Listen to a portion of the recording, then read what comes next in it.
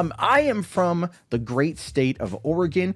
Oregon man is well on his way to becoming the new Florida man. And again, I don't quite know why. It just seems to be happening. But of course, here's a funny story because if you've ever been to a strip club, man, you know you can get bilked pretty easily, right? Well, this guy's a moron. This guy here, Oregon lawyer, refuses to pay for $200 lap dance, leads cops on foot chase near strip club. Authorities say, yeah, an Oregon lawyer goes to a strip club, refuses to pay out $200, which I find to be fascinating, to be honest with you. It's like, for one, how do you, I asked the question to myself, how do you let it get to be that high? Right. But the truth of the matter is, it's real easy to let it get to be that high. Now, it says here, an Oregon lawyer has landed on the wrong side of the law after authorities say he refused to pay for a pricey lap dance at a suburban strip club and led Washington County deputies on a wild foot chase. Dylan T. Vinzant, 38 years old, careened through the blackberry bushes and a train tunnel during his attempted getaway Friday night from the Sunset Strip Gentlemen's Club on Southwest Parkway, the Washington County Sheriff's Office said. Now, here's the thing you need to know about strip clubs in Portland. They're everywhere. All right, they're everywhere. You think there's Starbucks in your city? Right? You think there's a lot of Starbucks in your city? There's like more strip clubs per capita in Portland, Oregon than literally anywhere else. Yet the town I live in, Olympia, which is about 100 miles north, no strip clubs. The only thing we have here is one of those like erotic barista things, right? Like the bikini baristas, one of them. And the nearest strip club is like 40 miles north in Tacoma. Okay. So, you know, like an Evergreen State College is here. So you can only really assume what, you know, your clientele for that area. Anyway, I'm just saying there's lots of strip clubs. There's lots of strip clubs here. Now, this is where it gets crazy. He says this trouble began when he declined to fork over $200 he had agreed to pay for a private 15-minute dance. Now, here's what you need to know about me.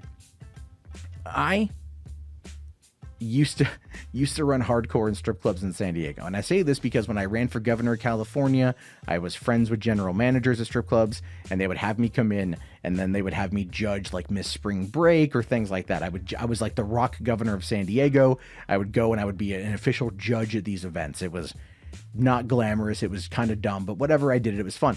As a result of that, I got to know a lot about the whole thing. A 15-minute private dance for $200. I guarantee you this guy here with what looks like a busted up nose was probably promised more than what he got. And I say this because it's happened to friends of mine. Strippers, they're under no like authority to like be honest with you about the upsale, right? They know what they can legally do and they know what they cannot legally do, but they don't have to tell you that. And a lot of the times they won't tell you that.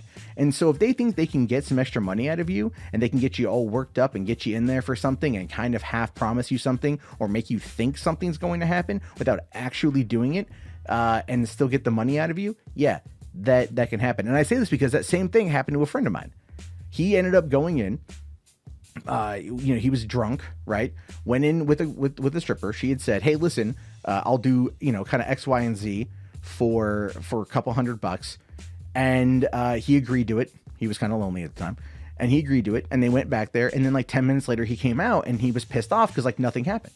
She took advantage of him and he realized that. And I knew that because I knew this guy. And then I had to go and I had to like name drop who I knew in order to fix the situation. And I did. I got him his money back.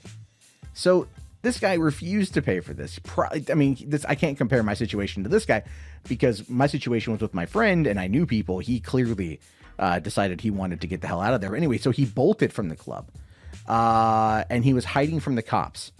He had hopped a nearby fence and landed in a blackberry briar. That's where the nose busting up comes from. Now, then he made his way to the Max train station, which is the subway. And he took off east towards a darkened tunnel, and the cops are waiting for him on the other side.